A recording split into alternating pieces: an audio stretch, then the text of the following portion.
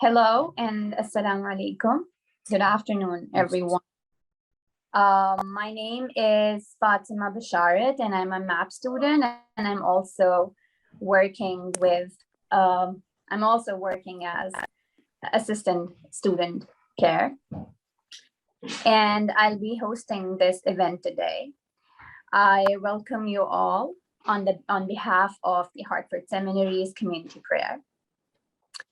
So it is time to gather for spiritual support, and attendees who do not identify with particular tradition are encouraged to attend and be participant observers as their comfort level allows.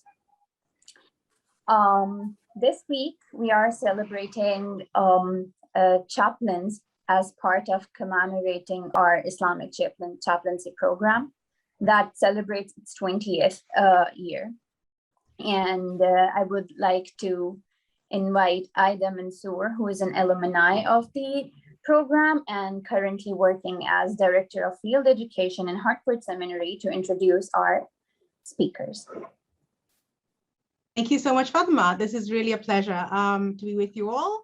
Good afternoon, Assalamu alaikum, everybody. So as Fatima mentioned, this is the 20th year since the Islamic Chaplaincy program was founded by Dr. Ingrid Mattson.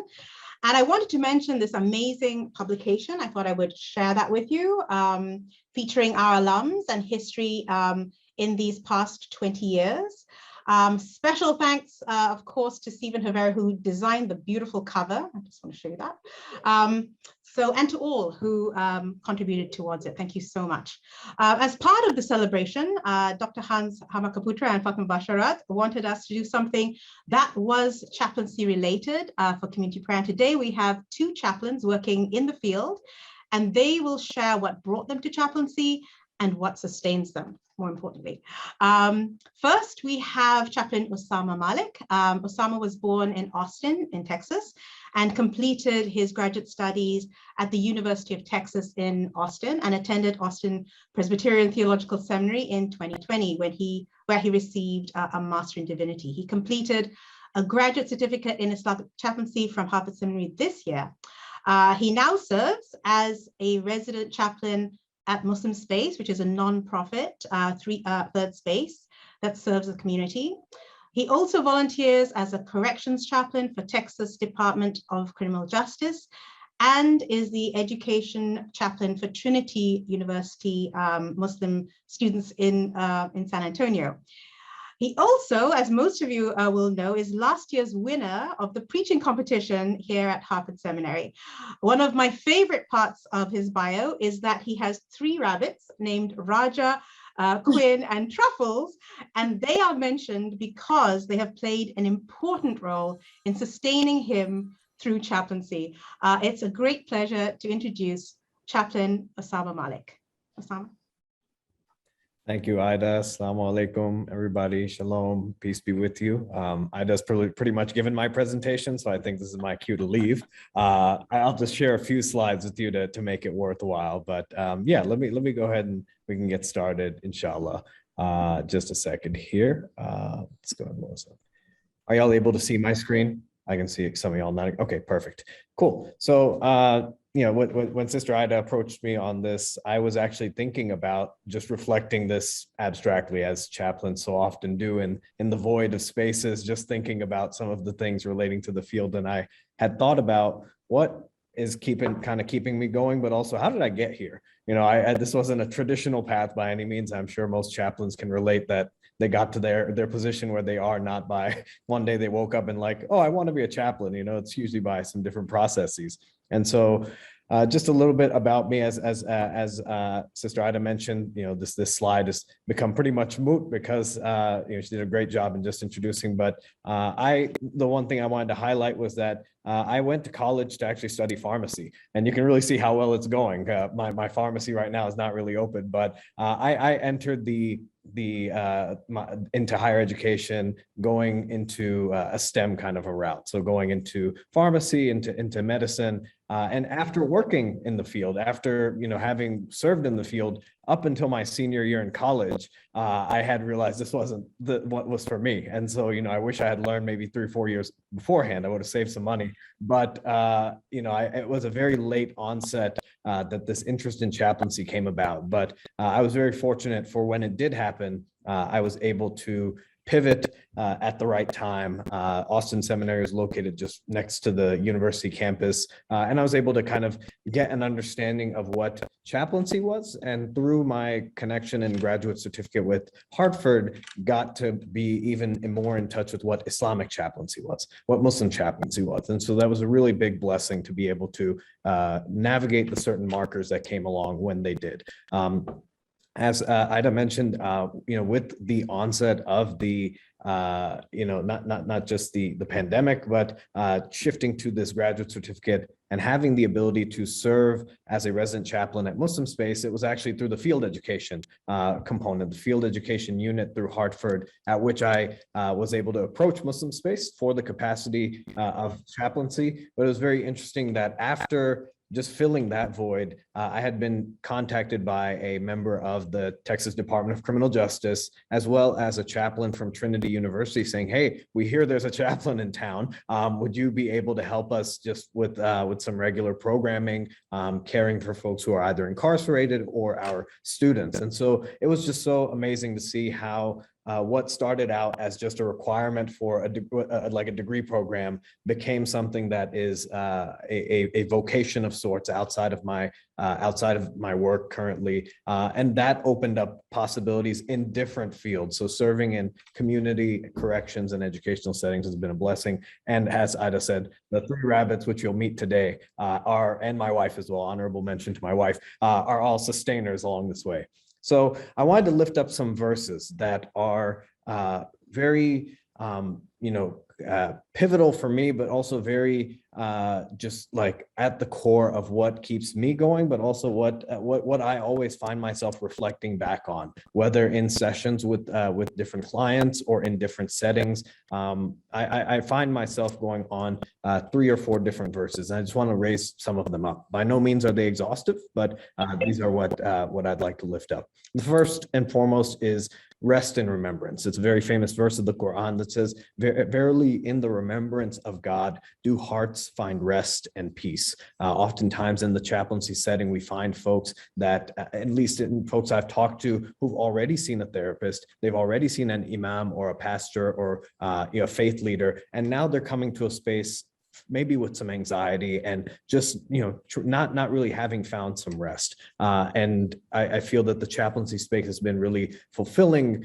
because of the fact that we're able to help provide and facilitate that rest, facilitate that pause and that peace without feeling like we're pulling this person apart one way or another, and it's been very helpful, not just for maybe other folks, but for me to remember that in this work, in the work that we do in the service of God, there is rest and there is peace when we faithfully work towards it. The other verse there is of being not forsaken.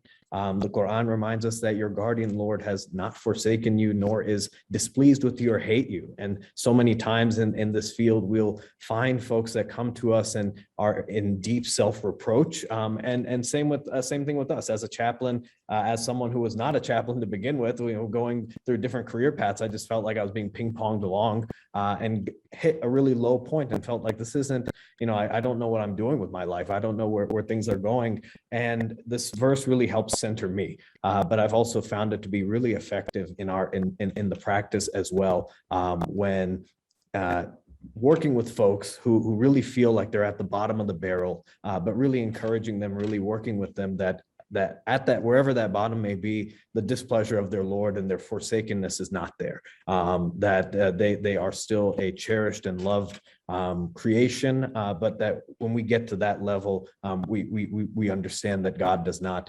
forsake us or hate us. And for me, first and foremost, that was so pivotal in my life, but it's been very effective in the practice. And lastly, responsiveness and presence.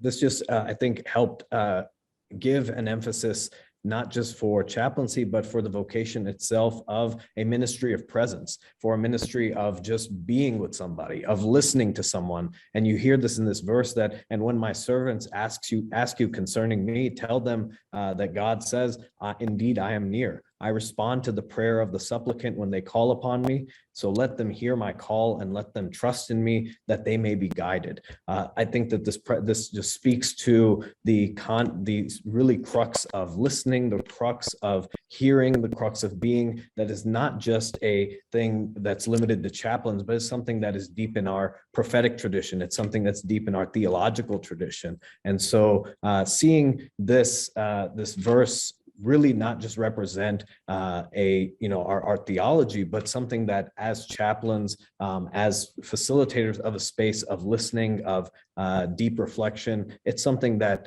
helps give me some spirit in terms of seeing that this is a sacred space that we hold, not just a 1 hour, 60-minute session. It's something that's very sacred when we honor the elements of that space. So what took me to chaplaincy real quick?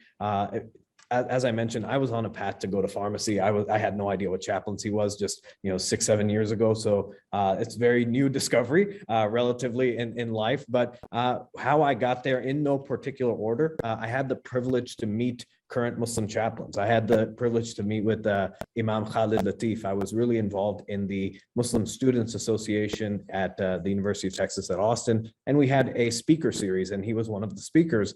And I think we were just sitting outside and I just asked him, I was like, so what is a chaplain? What do you do? And that the conversation just continued from there. Who knew that a conversation that happened in 2014 would be checked in on every year until 2020 when I graduated with my MDiv. But it was getting an exposure through Muslim chaplains, then going through myself different turbulent experiences with my faith. Coming to college, faith was very much of a crest and trough. You're seeing a lot of pendulum swings, and it was just a very turbulent time, not just with other folks, but with myself in terms of my own experience. And then in that same space, while I was kind of navigating these troubled waters, I saw the gaps in care for other Muslims like me, especially youth, where they would have different issues come up, but they didn't feel safe to discuss it with an imam. They didn't feel safe to discuss it with their parents, so they just tried to sort it out with themselves. And you could just see as a former college student that when left to our own devices, that storm's only going to get a little bit more rockier. And so have the need for a space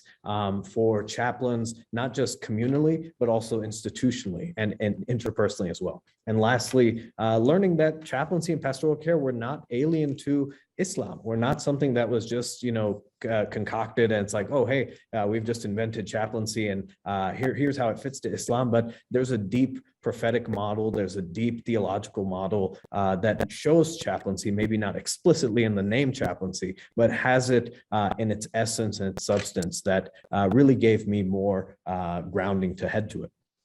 And so I just lifted this up earlier, but just as a mention, that I came from an environment that was really marked by a lot of trauma, especially with regards to faith and religious disputes. And my own mosque community was a means of escape. But I came to college and got immersed with the Muslim community, but found my tribulations with that as a whole. And so my faith itself took quite of a rocky journey. And then after having some conversations with current chaplains, I found that this was the best space that I was able to grow and heal for myself, but then also work in a space for others, not in a place that I could go and fix other people's problems, but as a place that I could, through my own reflection, through my own annealing, provide a space that we can collectively grow. And so I was intrigued by the ambiguity of the term itself and the role, because I'm someone that really likes to be creative with anything and everything. And so this profession stuck out as a way to be creative with care, be creative in a way to help other folks beyond the conventional means. And another verse that just comes to mind that has been with me since as a child, when I really wanted to do my best in volunteering with other people and serving harming other people. The verse from the Quran says, you are the best people raised for the benefit of humanity. You enjoin what is right and you believe, you forbid what's wrong, and you believe in Allah. And so this emphasis of service, having some kind of vocation for service was part and parcel of my journey. But what sustains me? What keeps me going? There's so much that's there, and I want to be mindful of time as well. But as I mentioned, the resounding need for a space for communities, for people to be heard, the nascency of this field, that it's exciting. There's new things coming out. We just had, the book, The Mantle of Mercy, that's coming out. There's all these new things that are coming out, and it's a very shifting and very dynamic field that's coming about. And, that's always exciting to keep someone like me who's scatterbrained there. And so, yeah, there she goes. We got a copy of it there. Perfect. Of the mention of it. And so the impact of various initiatives and spaces that I as a chaplain have created or have facilitated, I've seen that impact with other folks, and hearing that it's made a difference in their life has been a huge impact for me to keep things going. And then just a variety, just the diversity in terms of the job, but also the description. And lastly, my wife, I can't leave her out. Last but not least, most important, my wife, and a supportive community where I serve as a chaplain at Muslim Space. The team is very supportive and excited about having a chaplain. And so they've made it very easy on me to remove a lot of that red tape and bureaucracy to make it a conducive space to hold. And this is my beautiful wife, my rabbit. So that is what sustains me there. They do get in my hair sometimes, but for the most part, they help sustain me. And as I mentioned here, just serving as a community chaplain, it's given me an opportunity to serve in a variety of capacities, but being a part of a Muslim organization that has given me flexibility to serve in a number of different ways, not just pastoral care. As I mentioned, I'm all over the place. So this role was enabled me to help facilitate that. And lastly, due to the uniqueness of the role itself, there's been a number of ways that I've been able to help, and it's just been tremendous to go there. Just the last couple slides here, that Allah is with you, that God is with you, and this has been something that I have really kept with me in the lows and the highs, and something I've shared in our sessions, but that God knows what penetrates into the earth, what emerges from it, what descends and from the heavens, and what ascends therein. And God is with you wherever you are, and God is all seeing and aware of what you do. I will share these slides later. I think this is just, I wanted to be mindful of time, so I will share this with you all. Ida has them as well for you all, but this was just giving you an idea of what we at Muslim Space provide, that it's not just a one-stop shop. It's quite a bit of different things that we provide here. And I will, like I said, I will share this with you all. But yeah, thank you so much for this space and for allowing me to take your time to share this with you all. Thank you so much, Osama. That was wonderful. Our next chaplain is Ahmed Lanti. Chaplain Ahmed Lanti was born and raised in Ghana, West Africa, and now is a citizen of the United States. He grew up in an interreligious family that has Muslims, Christians, and relatives who follow the religion of the African tradition. He attended a Christian Methodist high school, and there he had the opportunity of studying some aspects of Christianity. While in Ghana, he held several positions, and he also worked as a pharmacy technician. There's a connection here, I think. When he arrived in the United States, he started working with hospice patients and with several Muslim organizations. He also worked with at-risk youth as a counselor. Though all the various positions, he always had one major goal in mind, and that was to serve humanity. He holds a certificate in conflict resolution from the United States Institute of Peace, a bachelor's in psychology, and he's now completing his graduate certificate in Islamic chaplaincy here at Hartford Seminary. It's my pleasure to introduce Chaplain Ahmed Lanti.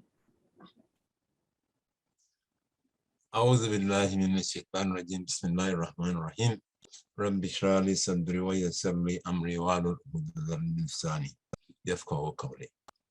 Thank you so much, Hajia Aida, and good afternoon. Assalamu alaikum, shalom to my senior colleagues. Before I start, I would like to read a chapter from the Quran of what I intend to talk about. Surah Al-Duha. بسم الله الرحمن الرحيم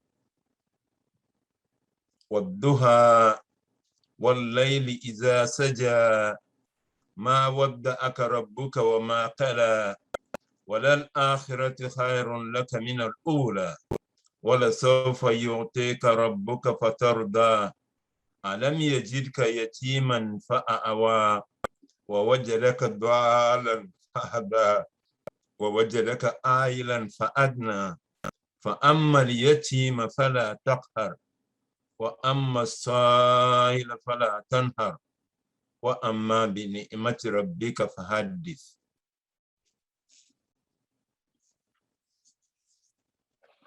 This is the chapter that, as our prophet was so much worried over 6 months that he hadn't had any revelation, and Allah revealed this surah to him after that, just to calm him down. And one of the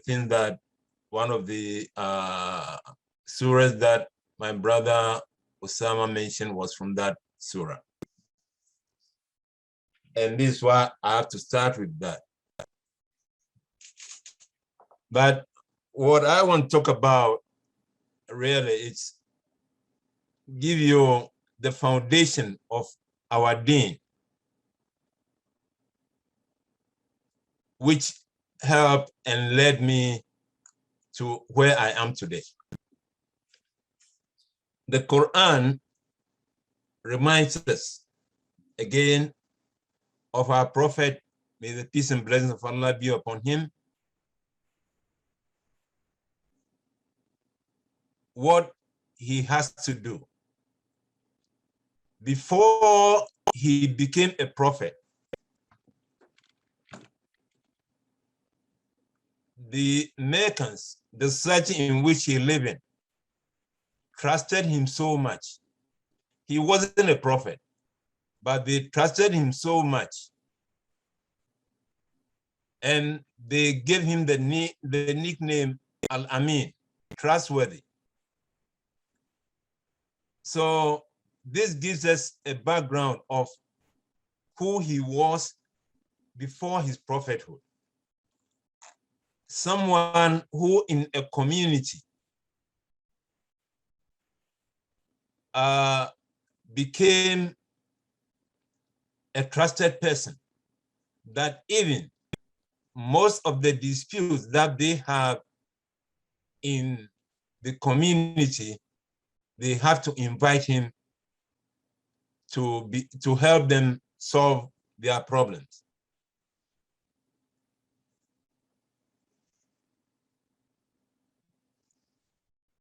Now, as a Muslim, we are guided by two authoritative and comprehensive books. And this was what the prophet told us. The last revelation which came to him was on the day of Arafat, the 9th of Zulhijjah, the 9th day of the month of Hajj, and on the plains of Arafat. He was given a sermon. In the sermon, he reminded us of two most important things. In his statement, quote, "Reason well, therefore, O people, understand words which I convey to you. I leave behind two things, Quran and my example, the Sunnah. And if ye follow these, you will not go astray." Also, part of his speech, he did mention all mankind is from Adam and Eve. An Arab has no superiority over a non-Arab, nor does a non-Arab have superiority over an Arab. White has no superiority over a black, nor a black does have superiority over a white. None have superiority over another except by piety and good action. Just about this time when he was talking towards the end of his speech, then the revelation, the last revelation came. Allah sent Gabriel to tell the prophet, this day I have perfected your religion for you, completed my favors upon you, and have chosen Islam for you as your religion. Now, as a Muslim, this is the basis of what we always look out for. Our religion gave us these two books. So our life, or my life, as coming up learning about my deen, was within these two information, the Quran and the practice of the Prophet. The Prophet in his lifetime went through so many trauma.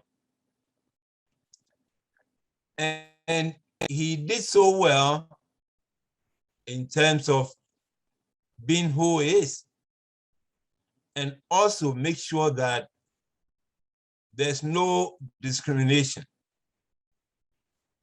Our problem that we face today in the society of racism is so chronic, but if we are to follow the direction that the Prophet gave, I think we'll be able to solve this societal problem. Now, these are things that I read about him, and I start to think for myself, things that I also went through, and some of them I'm still going through. Putting that in perspective, it helped me to formulate my life. Like, it's amazing. I don't know how Ida did this, speaking the two of us, Osama and myself. It seems our stories are similar, but in two different worlds. Because what I went through as I was coming up, my idea of being somebody in the society is to be a pharmacist. But for lack of financial help, I decided to go to a polytechnic and become a pharmacy technician. The idea was to continue in the future to become a pharmacist. But then things started happening in my life. I was also involved with the Students Association, matter of fact, in the leadership. That brought me also within the youth of Ghana. And like the Prophet, his life as a young man in Mecca, the Meccans trusted him. Likewise, I have my colleagues, my peers, who I don't know what happened, but they put some trust in me. So as a student leader, my aim and my intention was always to guide my colleagues in times of any trouble to do the right thing. Because we all know when you are a youth, sometimes you do things that are out of normalcy. So I tried to do this, but unfortunately, by then I've not even read about the Prophet. But my life and the thing that I was doing at a point brought a conflict. And the conflict was that the oldest masjid that we have in Ghana was demolished in 1986. That actually affected me so much. And that's the point where I learned about trauma. Fortunately for me, I have teachers, Muslim teachers, who helped me to come out of my trauma. And again, I didn't know so much about the Prophet at that point, but my teachers, in what they asked me to do and all that, I did all that. So at a point, our national chief imam was traveling to the US, and he said, Ahmed, I'll be going with you. So here I come in 1987 to the US. I got myself also involved in the community of the Ghanaian Muslims. And again, not knowing what our Prophet have gone through at that time, but I was so much involved in the Ghanaian community and helping, doing basically what the community need. And whatever anybody need, if I can do it, I'll be there. Brother Ahmed, can I just interrupt you? We're actually over our time. I just realized. We're going to go into the coffee hour, but if you just can finish off in like a few seconds, that would be awesome. Sure, I'm sorry to interrupt you. Okay. Well, maybe for lack of time. Well, what I did with my life was learning. Once I started to learn about the Prophet and I saw what I was doing, it helped me that, oh, I need to stay on that track. And in doing all that, one of my friends advised me, all this and that you are doing, you can be a good chaplain, but you are doing what chaplains do already. All that you need is a document support or to authenticate what you have been doing. So I ended up at Hartford Seminary, and I'm really, really blessed and excited. I usually don't have words to explain myself because I found it a very blessed opportunity and a very blessed career of what I've been doing already. And I feel Allah has blessed me with this. So thank you very much, brothers. Thank you very much, Sister Ida. And thank you, Ahmed. I really appreciate it. Sorry for cutting you off. That's okay. So we're coming to the end, and I just wanted to end. So one of the parts of the Quran that sustains me is chapter 103, which is Wal Asr, which speaks about the importance of time. So that's where that comes in, the importance of time. And it's the second shortest chapter in the Quran, and it's considered by many scholars a summary of the Quran, and it acts as a warning not to waste time and to use one's time wisely, being righteous and advising each other to be truthful and patient. Traditionally, this surah or chapter is recited at the end of meetings and gatherings. And so to end this gathering, we will hear from Ms. Fatima Basharat, who is going to recite for us Surah Asr. And I'm just going to share my screen if I can. Hold on a second. Okay. أعوذ بالله من الشيطان الرجيم. بسم الله الرحمن الرحيم. والعصر إن الإنسان لفي خسر إلا الذين آمنوا وعملوا الصالحات وتواصوا بالحق وتواصوا بالصبر. صدق الله العظيم. صدق الله العظيم. Thank you all very much. Go ahead, Fatma. Yeah, thank you. It was very nice. It was a great pleasure listening to your stories. And next week we have the community hour would be about mental health, and the theme of the community hour is be kind to your own mind.